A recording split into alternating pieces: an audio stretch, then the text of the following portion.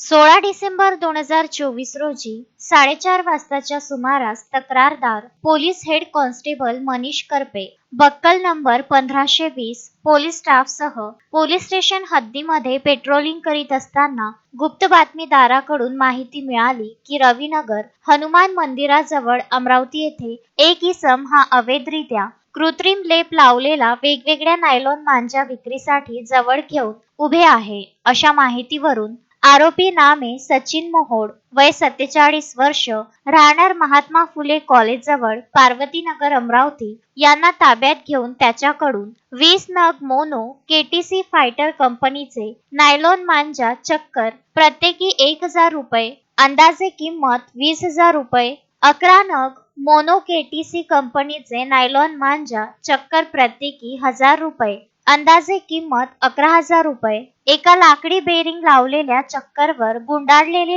3 मोरपंखी रंगाचे नायलॉन मांजा, अंदाजे किंमत 2,000 रुपये, एका लाकडी बेरिंग लावलेल्या चक्करवर गुंडाळलेले 2 हिरव्या रंगाचे नायलॉन मांजा, अंदाजे किंमत 1,500 रुपये, एका लाकडी बेरिंग लावलेल्या चक्करवर गुंडाळलेले 2 जांभळ्या रंगाचे व एक केशरी रंगाचे नायलॉन मांजा, अंदाजे किंमत 2,000 रुपये असा एकूण 36,500 रुपयाचा माल जप्त करण्यात आला व आरोपी विरुद्ध कलम 223 भारतीय न्यायदंड संहितेप्रमाणे सहकलम 5 पर्यावरण संरक्षण अधिनियम सन 1986 अन्वये कार्यवाही करण्यात आली. Vidarbha news bureau, Amravati.